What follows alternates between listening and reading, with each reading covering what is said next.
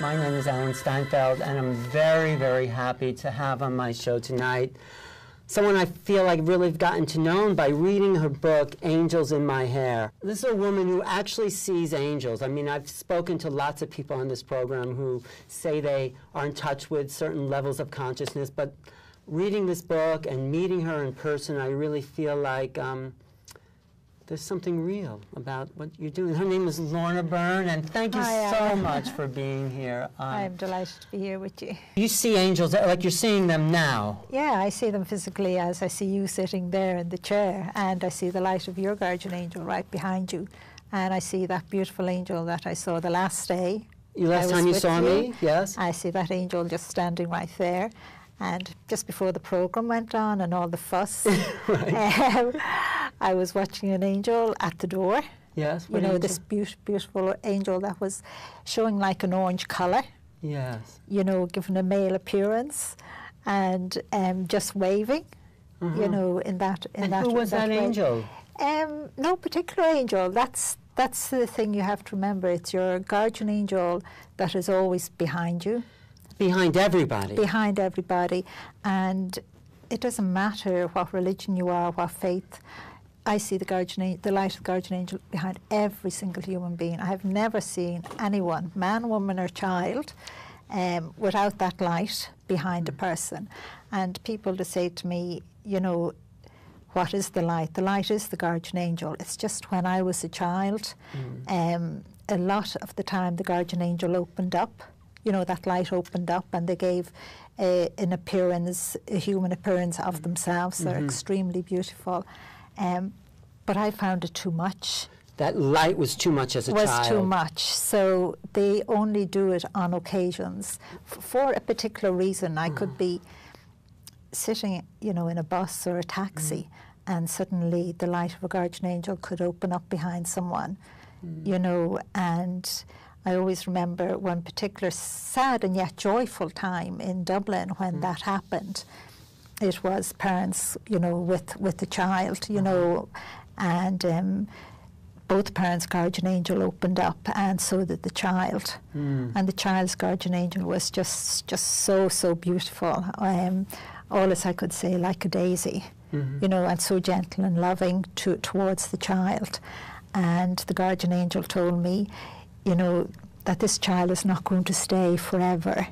I thought it was so sad, but yet I thought it was so beautiful because the parents were listening to their guardian angel as well, and they were spending all their time with their child, you know, so it's always so important to listen.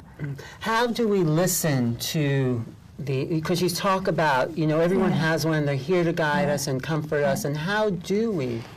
I had to say, to me, it's of course so simple. Of course, because you know, you were born with that, and you thought everyone. Well, as a child, I thought everyone could see the angels. Now you have to remember, when I was only an infant, I saw them. I always say from the moment I opened my eyes, but now I didn't know they were angels because I was so young. What did you think they were as a child? I just thought they were just like my mom and dad, you know.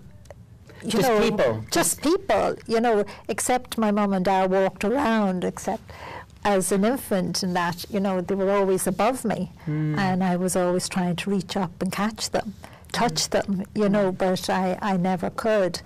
And I suppose it's just so natural to me. I think the first thing a person should do is just say to themselves, you know, what have I got to lose, whether they believe or not? Because I say to you, you have nothing to lose, only to gain, just to discover that there's more to yourself. We do it? How would we start to hear this inner voice in a way? We all hear it. But each and every one of us do, but we ignore it most of the time. So it's like that whisper where we know something? It is, yeah, it's like that whisper, it's like that feeling a person gets, you know, if suddenly a thought comes into your head, and it's kind of, I just say they're great teachers, and they say even these flowers here. Even though they're artificial. You know, artificial, I know. And they say, you know, just move them.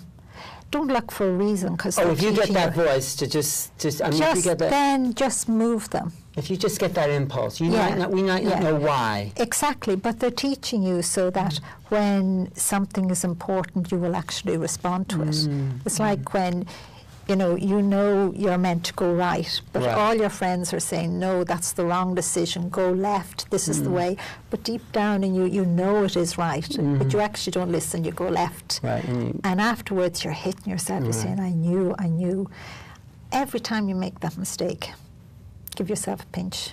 Right, because then you say, next time, I'll try and do it, no matter how simple a thing it is that they're asking you to do. You know, in this book, which is written so beautifully, and in your voice, I feel like it's you that's speaking through these words.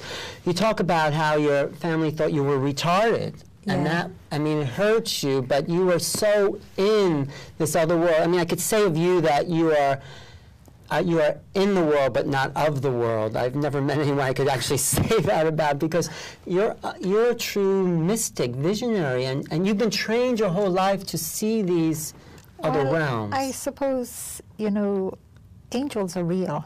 I see them physically like I see you, you know, and it's just so natural to me. It's normal. Right. So when I write, the angels are with me, helping me. So I only can tell people what they have taught me. And you have to remember, they are my best friends, my teachers and my companions. And my parents were told by the doctor, you know, that I was retarded. So I didn't get any education. Right. You know, I was, I can't say that word properly now even. All these years I still can't say it, dyslexic. Dyslexic. Yeah, you have it. And way back in Ireland in the 50s then, they didn't know what that was. So if a child had any learning difficulties or seemed slow, they were just branded, in a sense. And the angels had told me from the very beginning to keep it a secret, to tell no one. And you know, when you're a child, you just don't keep that secret, and I'm so glad they did tell me to keep it a secret. You know what I said to you when I met you? It's like you're functioning your right brain. I mean, that, and it's like you're so just intuitive, like that other part really doesn't function in the world, it doesn't need to. Well, I don't know about my right but it just seems you're so in touch with some other realm. So why, I mean, I know you're in touch with angels, so why do we come into the world if we just go back to the source? And well, we all come from heaven. That's the way I explain it. And we're that tiny little speck of light. I don't know exactly why we come. It's like we want to come. But why? You know, to live life, to live in the human being that God has created. And what does that do for our soul? It gives a great joy. But you know, your soul is very, very beautiful. You know, an angel is only a creature created by God. So an angel doesn't have a soul? No. It doesn't? No, an angel doesn't have, and that's why I have to smile. That is one reason why your guardian angel is the gatekeeper of your soul, and that's another reason why your guardian angel never leaves you for 1 second. But let me see, if an angel doesn't have a soul, yet they're a creature. They're a creature, but I don't know what... I know that's hard to explain. But I'm just trying to get what soul means then. It means... A soul means that each soul is that little speck of light of God. You are actually that little portion, and that's why we have, what would you say, all the abilities that we don't realize that we have. We've just to grow that bit more spiritually. It's just like, you know, when I started to write, as a child, the angels used to say, you'll write about God and the angels. Of course, I took no notice. Right. But the angel Michael, when I was married and with my children, said, you know, you're getting near the time to write. And I just stopped wheeling the pram, looked at him like looking at you and saying, listen, I can't read or write properly, never mind, write any book. Right. You know, and but it's become a bestseller, though. Yeah, he just said help would come. And, you know, when all that unfolded and started to happen, and when I actually started to travel, I started to see the world for the first time. And of course, Europe was the first place, and the people. And I'm just so fascinated. But the first time I came to America, I got such a, you know, the angels had said, you know, it will be different. But they never told me how different. How different is it? I'm still seeing how different it is. It's incredible. The first time I came, I suppose, getting off the plane, you know, when the door was opened and I was there, you know, at the steps to go down, I could see just such vibration. And I don't see that anywhere else. Here in this country. America is the new world. As a child, the angels used to tell me it is the new world. And of course, I didn't understand what they meant. But now I'm beginning to see and understand. That there's a vibration here that's not in other places. Yes, and it is the American people. It's not the country itself. Not the land. No, it's the American people. These are so, you know, when I was standing there and then saw, what would you call the man working at the airport in his suit and all, and just saw the vibration coming from him. And it's different than Europe. It is. Yous are different, and yous have to remember yous have been gathered from all over the world for centuries. You're the new race. You talked about gathering angels that have brought all the races of the world here. Exactly. Like, think about it. All of you are, and they're still gathering. They're still gathering people and bringing them here. And we have a president like Obama, who I think is a good guy, and he's here to do something that he's probably not actually actualized yet. He's trying hard. I have to smile because, you know, I don't follow politics. Right. You know, but the angels did bring it to my attention when the election was going on. And I said to them, but it's no point you telling me, giving me anyone's name, I won't remember it even. And I can't remember exactly whether it was the TV screen or it was paper, and they pointed him out to me. And he was like, you know, that's Obama, but he was way down the line. Right, in the early part of And the angel said, if they can get the people to listen in America, he should be president. And I remember every now and then, as the months passed, watching and seeing him moving up. And it was so amazing. The part that's amazing to me, not that he got elected, but that the American people listened. And what are we supposed to do? Okay, we have this vibration here, and we're leaders. But what are we supposed to do? Because you've also said the angels have shown you possible futures. Let's talk about that and what we in this role here are supposed to. Well, the American people are so open. And every time I come back to America, even this time I've come back to America, I have been shown that you are even more open from the first time I came. And it is to allow yourselves to continue growing that way, to become more open, because you have the ability spiritually. And it is from America, from the people in America, from your president, from all of you, that you, what would you say, is mold the world.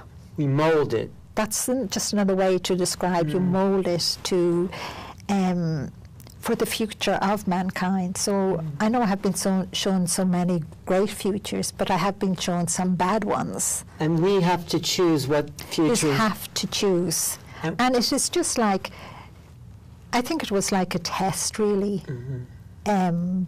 Obama being voted in, you know, to become a president, because he's meant to be there.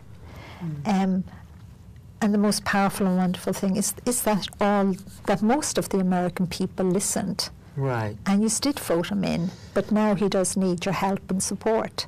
But how do we also, as people, as individuals, take the next step? I mean, you talk about prayer and...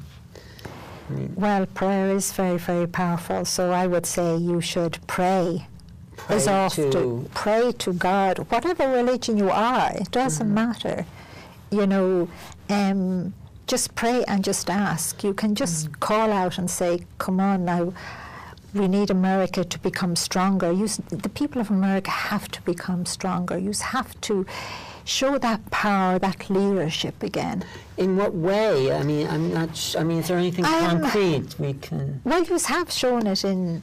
I don't want to go back to Obama again. But that was a start. But that was the start, and I suppose maybe it is to continue to support decisions, or when decisions you all know are wrong, or 99% of the population feel is wrong, but maybe the business part feel it's not, you know, because they're looking for the material thing.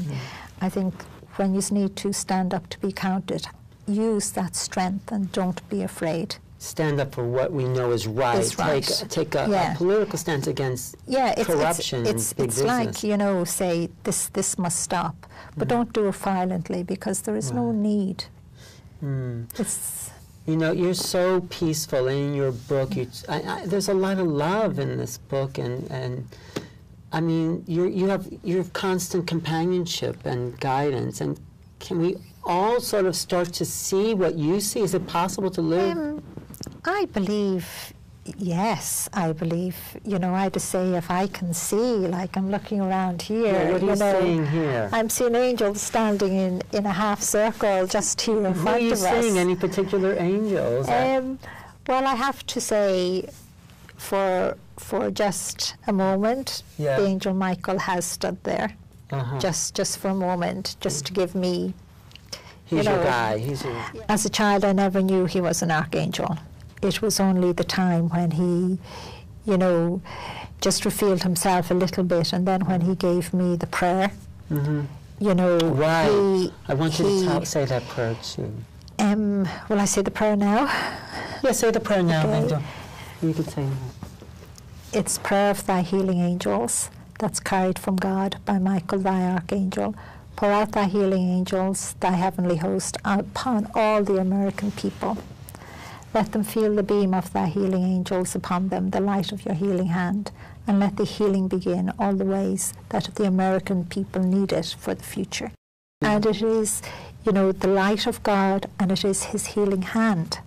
It's not actually the angels, but the angel is carrying it and having his healing angels around you while this is happening. But you're living in a whole other dimension in a way, and a whole other reality, and I think we are starting to shift the vibration where we can live in that place. And we need to shift that, because part of the future of man, and it does come from the American people, because you were races all gathered together from all around the world, even from Africa, where, you know, the African was brought over and turned into a slave, and I know that was totally wrong.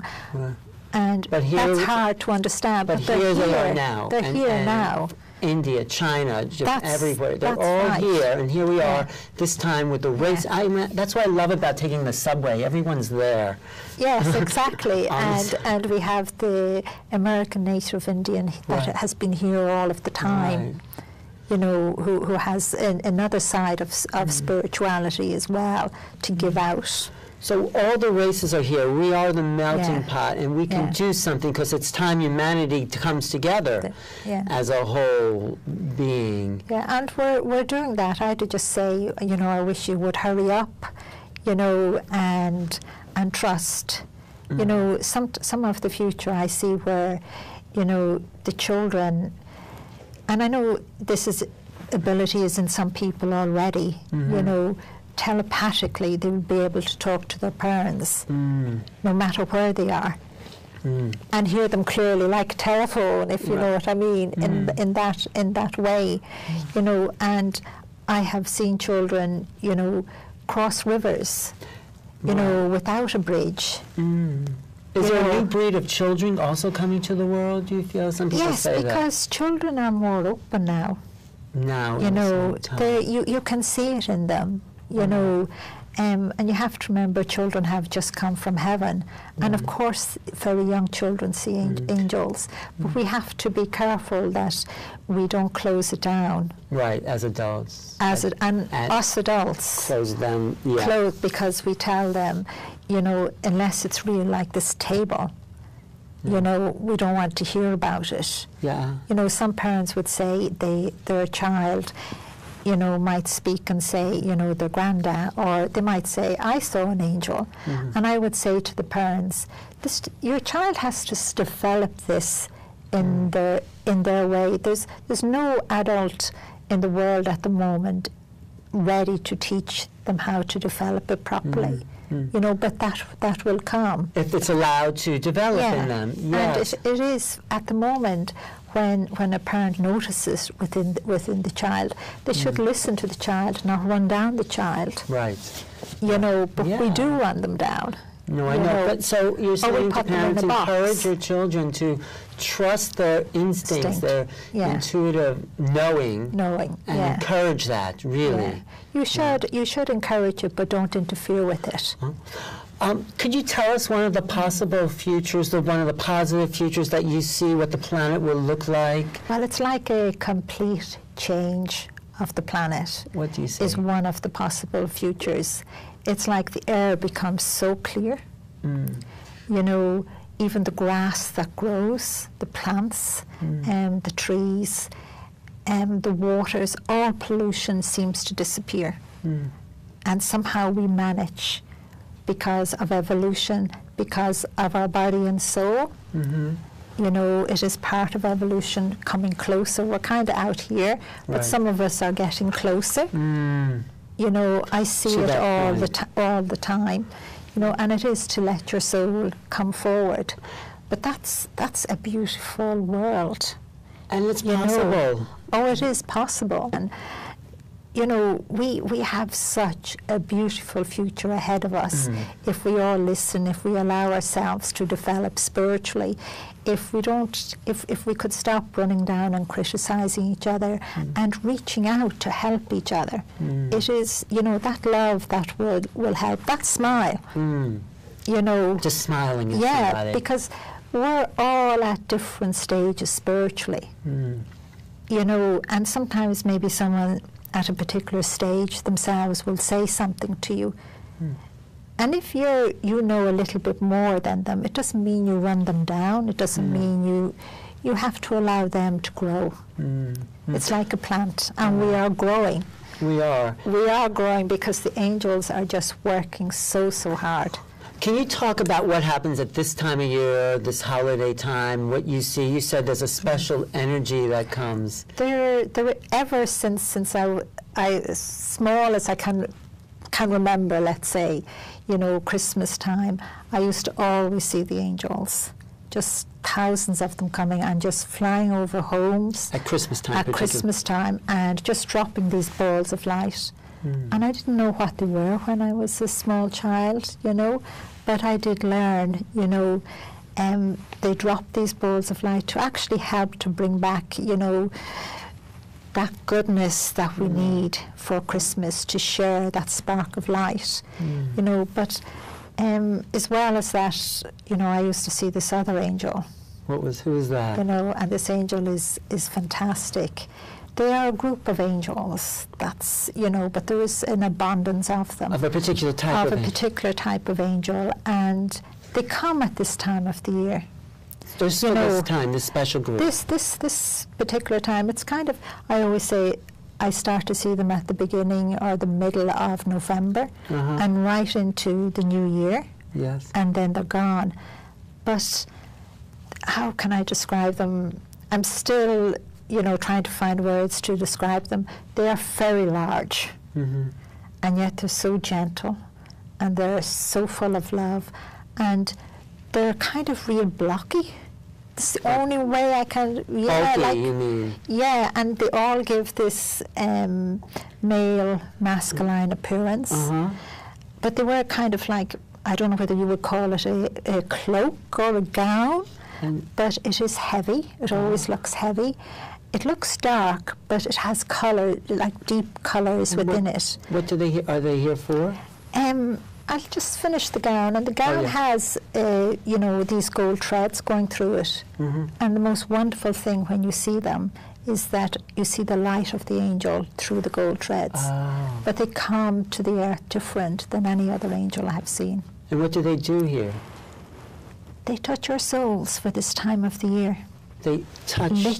Literally walk among us touching, like I see them. You see, are they here? Yes, and I see them outside, and their numbers are still growing, and they walk among us and touch us. And what does it do to touch our soul? It's to touch your soul. It's kind of to bring that love back in, that this is a very special time of the year, not just for me, for Christmas because I'm a Catholic, but for all religions, because it's like the beginning and the end of the new. Right, the and light, the old, the solstice. Yes. You know, and all of that. And it's like as if they walk, you know, as if they're walking down a mountain. Like the other day in the restaurant when I met you. Yeah, what did we see? You know, we were talking, and all of a sudden I looked the window. I couldn't believe what I was seeing.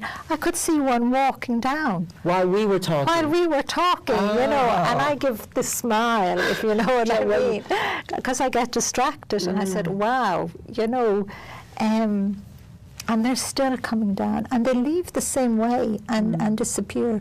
Where other angels, it's like as if they fall down. They come so quickly. But these kind of, they kind of slowly, and it is as if they're walking down the mountain, and then just watching them walking among the people, no matter how packed the street is, and they're touching. It's like as if, you know, if I could put my hand into you, they're touching your soul. And giving us light and lighting us up. They are doing that, and they're filling with you with love and compassion to try and bring that forward for this time. We're almost out of time. I could talk to you for a long time. I'm talking to Lorna Byrne, the author of this book, Angel in My Hair, a really beautiful book. We just like end with like a prayer for everybody to tune in and just pull in some angels. I'm going to ask for healing for everyone, and for joy this Christmas as much as possible, and for all that's unspoken in everyone's mind, and all that is unspoken in your heart as well. I ask now for the angels to give each and every one of you a sign in some way that you will recognize for yourself as you leave here today or tonight, and as you travel home from work, and as you wake in the morning, even if an angel will enter into your dream. Amen. Okay? Thank you so much. So just let those gifts in everyone just grow. Use them within your life. Thank you, Lorna. It makes life so easy. Thank you for your service.